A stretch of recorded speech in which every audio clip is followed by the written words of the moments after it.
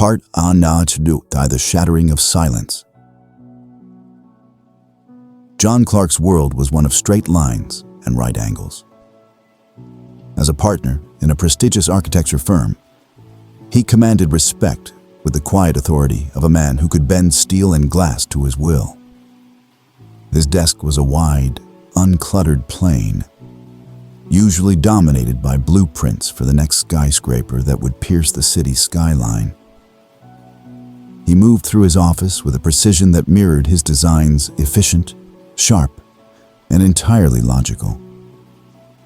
His colleagues saw a man in complete control, a mind that found solace in load-bearing calculations and the predictable certainties of physics. To him, the world was a complex but ultimately solvable equation. His apartment, however, told a different story. It was a minimalist space, a monument to modern design. But it was cold. The furniture was tasteful, chosen with an architect's eye for form, but it felt impersonal, unlived in. The silence here was different from the productive quiet of his office. It was a heavy, hollow silence that consumed the space between the designer sofa and the concrete polished walls. On a sleek side table sat the only disruption to the sterile order, a single framed photograph. In it, a younger John was smiling, his arm around a woman with a laugh so bright it seemed to radiate warmth from the glossy paper. Sarah. A memory flickered, sharp and unwelcome. They were in Lisbon, the sun warm on their skin. Sarah had pointed toward an ancient cathedral, its stone worn smooth by centuries of prayer and rain. We have to go inside. John, think of the history, the stories. He had glanced at it with disinterest. It's just an old pile of rocks. Sarah, structurally unsound. The Modern Art Museum has a much more interesting cantilevered roof. He remembered the flicker of disappointment in her eyes before she hid it with a smile. That was 2 years ago. Before the illness, before the silence in the apartment became permanent. Her death had not shattered his disbelief in a higher power. It had solidified it into a foundation of unshakable cynicism.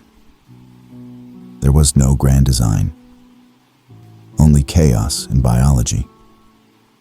Now, seeking an escape from the city that held her ghost in every corner, he decided to take a solo road trip. The official reason was to scout a potential project site in the remote mountains of Havenwood. The real reason was to outrun the silence. He craved the predictable challenge of a long drive. The simple mechanics of a car on a paved road, a man-made structure cutting through unpredictable nature. The road leading to Havenwood was known locally as Serpent's Pass, a name that felt fitting as John's powerful sedan coiled its way up the mountainside. The scenery was majestic, a raw, untamed landscape of towering pines and jagged rock faces that dwarfed his vehicle. But as he climbed higher, the beauty became intimidating. The sky, a clear blue an hour ago, began to curdle, turning a bruised, heavy gray. A fine mist turned into a steady, cold rain, and thick banks of fog began to roll down the slopes, swallowing the road ahead. The radio, which had been playing some forgettable classical piece, crackled with static and then died completely. A prickle of unease ran down his spine. He was a city man, accustomed to being in control of his environment. Here, he was at the mercy of the elements. He tightened his grip on the leather-wrapped steering wheel, his knuckles white. He trusted his car, a marvel of modern engineering with advanced safety features and all-wheel drive. He trusted his own steady hand. That was all he needed. A thought, unbidden, surfaced. Sarah would have loved this. She would have called the fog mysterious, the rain a cleansing. The thought brought a familiar pang, a mixture of grief and annoyance. He pushed it away, focusing on the logical task at hand, navigating the slick asphalt, peering through the gray veil. Logic was his shield. The world outside could be chaotic, but inside this metal and glass cocoon, he was the master. He approached a sharp, blind corner. The guardrail on the outer edge twisted and rusted. He eased his foot off the accelerator, preparing to downshift. The fog was a solid wall now. His world reduced to the 10 feet of wet road, illuminated by his headlights. As he rounded the turn, his heart stopped. The road wasn't there. It was simply gone, a ragged maw of dirt and rock where the asphalt had been moments before. A landslide. There was no time to think, no time to process. The front wheels of his car left solid ground and launched into the empty air. The world dissolved into a maelstrom of terror. The engine screamed. The screech of tires on the edge of the abyss was instantly lost to the roar of collapsing earth. Time seemed to stretch and warp. The view through his windshield, a sickening, spinning blur of gray sky and green-brown ravine. In that vortex of pure panic, as his mind went blank with the certainty of death, a voice spoke. It was not his own thought. It was impossibly calm, clear and genderless, speaking not to his ears but directly into the center of his consciousness. It didn't shout. It commanded with absolute authority. Brake, hard, now. His foot, acting on an instinct deeper than his own, slammed the brake pedal to the floor. The anti-lock system shuddered violently for a millisecond, scrubbing a fatal fraction of speed before the car plunged over the edge. The sedan was airborne, a helpless projectile. John's entire body tensed, his hands locked on the wheel, bracing for the inevitable. Final impact. Turn the wheel. Right. The command was nonsensical, suicidal. Steering in midair was a pointless, absurd gesture. But his hands obeyed without question, yanking the wheel hard to the right. The car's rotation shifted, its trajectory altered by a few crucial degrees as it began its violent tumble down the ravine. Metal shrieked against rock. Glass exploded inwards. The world became a cacophony of violent, repetitive impacts, turning over and over. Do not unbuckle. Relax your neck. He felt his head snap forward, but his body, instead of fighting the motion, went limp. The instructions saved him from being ejected, saved his spine from snapping as the roof crumpled like paper. The rolling stopped with a final, shuddering crash. The car came to rest upside down, balanced precariously over a deeper chasm below. Then, there was only silence. The voice was gone. The world was utterly still. The silence broken only by the faint, rhythmic ticking of the cooling engine and the slow, steady drip of some vital fluid onto the rocks below. John hung in his seatbelt, battered, disoriented, but incomprehensibly alive. Part 2. Echoes of the Unseen. John woke to the sterile scent of antiseptic and the muted beep of a heart monitor. A dull, throbbing pain radiated from his ribs. He was in a hospital bed, a crisp white sheet pulled up to his chest. A man in a police uniform sat in a chair by his bedside, looking at him with a mixture of professional curiosity and undisguised awe. "Officer Miller," the man said, his voice a low, gravelly rumble. "Glad to see you're with us, Mr. Clark. You gave us quite a scare." Miller described the crash scene, pulling out his phone to show John pictures. John stared at the screen, a cold knot tightening in his stomach. The car was not a car. It was a compressed, unrecognizable ball of twisted metal and shattered plastic. Frankly, Miller continued, tracing the car's path of destruction with his finger on the screen. Based on the drop, the point of impact, and where you ended up, you shouldn't be here. This one's for the books, a real miracle. The word miracle grated on John's ears. He tried to explain, his voice hoarse. There was a voice. It told me what to do. As the words left his mouth, he heard how they sounded insane. Miller just nodded slowly, the polite, non-committal nod one gives a man in shock. Hours later, his best friend, Dr. Ben Carter, arrived, his face etched with worry after the long drive from the city. The relief in Ben's eyes was palpable, but it quickly shifted to professional analysis as he looked over John's chart. Concussion, 2 broken ribs, severe contusions. Ben rattled off. You're lucky, John. Incredibly lucky. John tried to explain the voice to Ben, hoping his friend, a man of science, might somehow understand. Ben listened patiently before offering a cascade of rational explanations. Auditory hallucinations are common with severe head trauma, John. The brain does incredible things under extreme stress.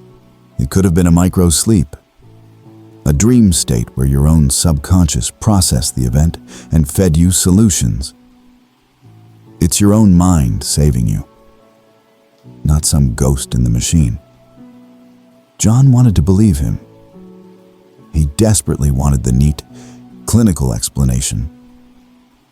But it didn't fit. The voice wasn't his own. It was too calm, too clear. Its instructions too specific and too perfect. The logic didn't account for the outcome. Discharged but stranded, John was forced to stay in a small motel in Havenwood while insurance and a rental car were sorted out. The town felt like a place forgotten by time, with its old-fashioned storefronts and slow pace of life. He felt trapped, an alien of logic in a land of rustic simplicity. As he walked the quiet streets, he overheard snippets of conversation from locals on park benches and in the general store.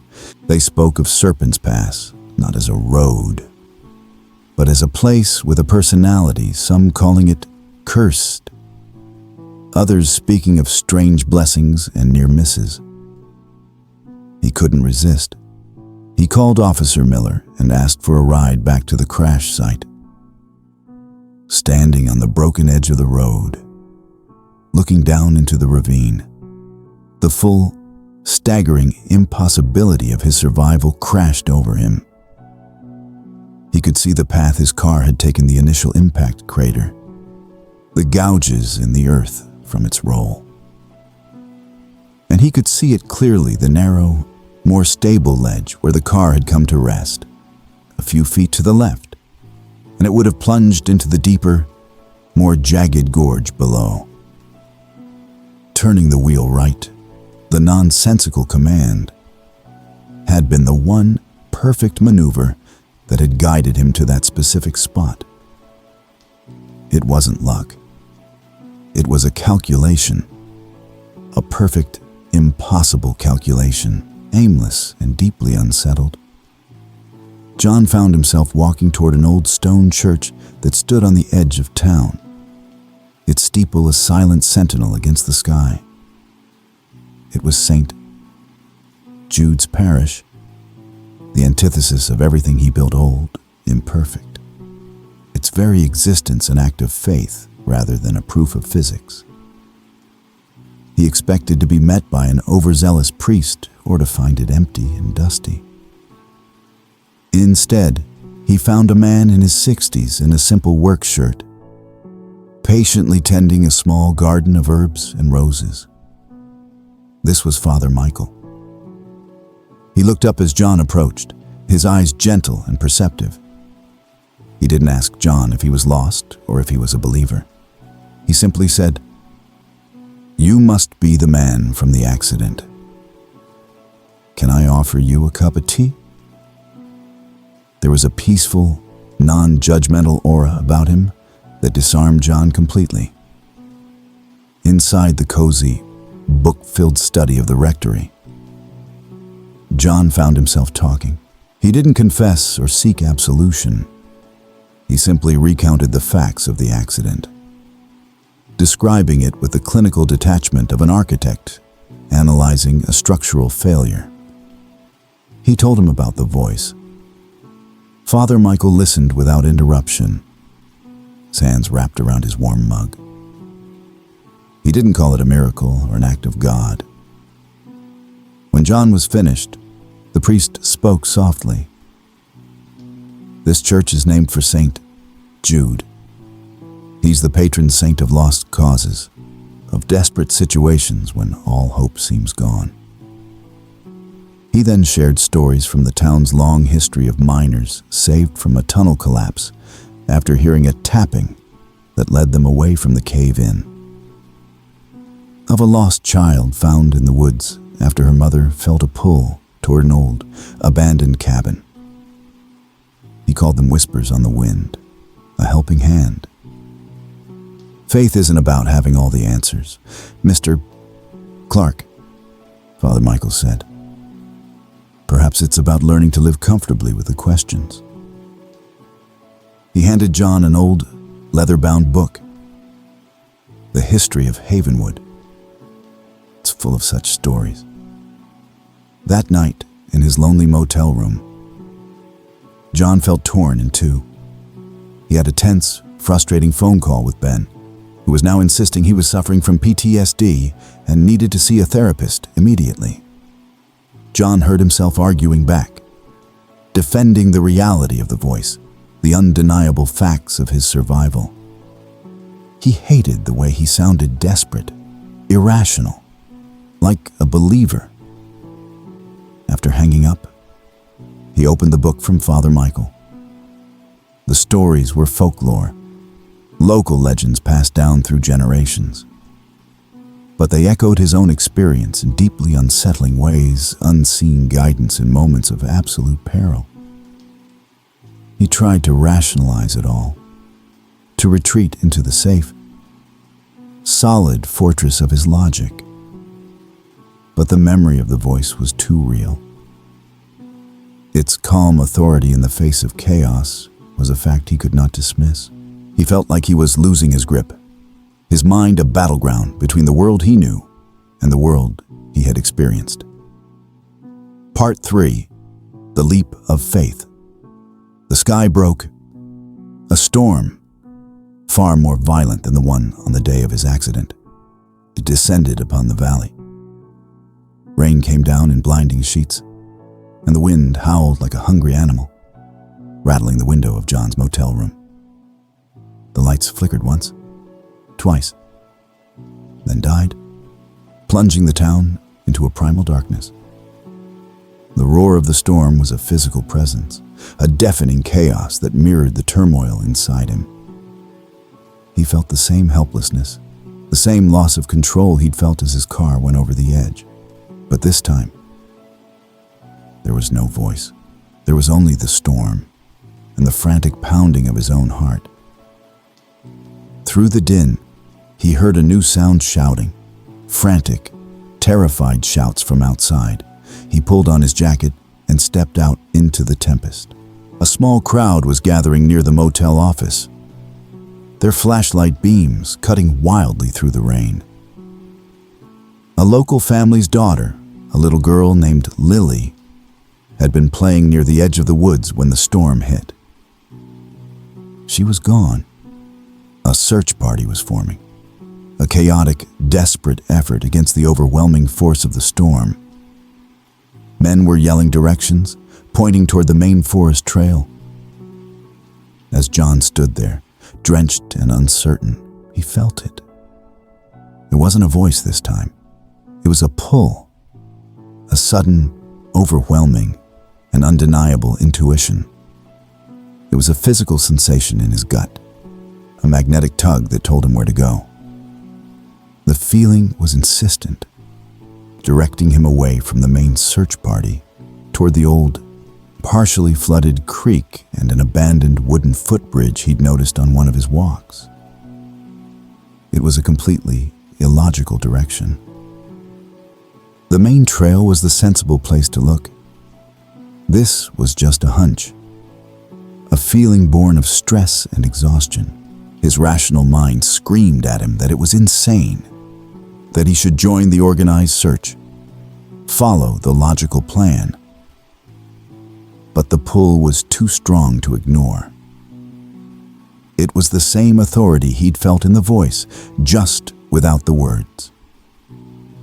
Grabbing the cheap flashlight from his room, John broke away from the group and followed the feeling, fighting his way through the whipping wind and driving rain. He reached the old footbridge. The creek below it was no longer a creek. It was a raging, brown torrent, tearing at the bridge's mossy supports. His flashlight beam cut through the darkness and found her. It was Lily. She had slipped and fallen, her small leg twisted and trapped between two of the bridge's broken wooden planks. The muddy water was rising dangerously fast around her, pulling at her clothes. She was crying, her face pale with terror and cold. He couldn't free her by pulling. The angle was wrong, and the wood was wedged too tightly. For a terrifying second, he froze.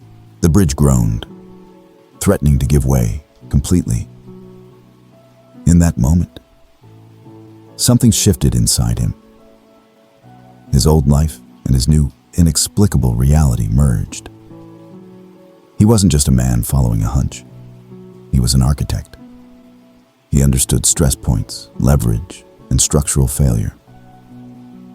With a clarity that cut through his panic, he saw the solution. He wedged his hands under a different plank, one that was acting as the fulcrum holding the trapping boards in place, using all his strength. He put his weight on it, not pulling, but pushing down. It was a calculated act of destruction. With a loud crack, the plank broke. The pressure released. He quickly pulled Lily's leg free, just as a section of the bridge splintered and was washed away by the torrent. He scooped the shivering girl into his arms and carried her back toward the lights of the town. No longer a man guided by blueprints, but by a bridge of trust he had just crossed himself. Part 4. A new foundation. The morning after the storm was quiet and clean. The world seemed washed new, the air crisp and smelling of wet earth and pine. In Havenwood, John was a hero. Lily's family couldn't thank him enough, their gratitude a warm, humbling thing. He found Father Michael in his garden again, inspecting the damage to his roses. He told the priest what had happened, not about the rescue, but about the pull he had felt, the illogical certainty that had guided him to the bridge. Father Michael looked up from a broken stem, a gentle smile touching his lips. "Sometimes," he said softly, "the guidance doesn't come in words. Sometimes it just points the way." And in that simple statement, John understood. The desperate need he'd felt to label the experience, to define the voice as God or an angel or Sarah's spirit watching over him, suddenly vanished. The need for a concrete definition, for a label that could be filed away and understood, was a pillar of his old life. He didn't need an answer anymore. He could live with the question. For the first time since Sarah had died, profound sense of peace settled over him, a quiet acceptance of the mystery. His rental car was ready. He said his goodbyes, shaking Officer Miller's hand and sharing a long, warm handshake with Father Michael. He got in the car and called Ben. He didn't try to explain or convince him of anything this time. He just said, "I'm okay. I'm more than okay." There was a new calm in his voice, a quiet confidence that Ben, hundreds of miles away, couldn't help but notice and fall silent at. As John drove away from Havenwood, the road ahead was open and clear, the sun bright on the clean, wet asphalt. He looked at the world with new eyes. He saw the majestic, raw beauty of the mountains and the vast, endless sky. He also saw the precise engineering of the road he drove on, the guardrails, the graded curves. He saw the science and the beauty, the structure and the mystery, and he realized they were not in conflict. They were two parts of a greater whole. His foundation was no longer just concrete and steel. It was something stronger, more flexible, built not on certainty, but on an acceptance of the profound and the unknown. A genuine, peaceful smile touched John Clark's lips, and he drove toward his new, unwritten future.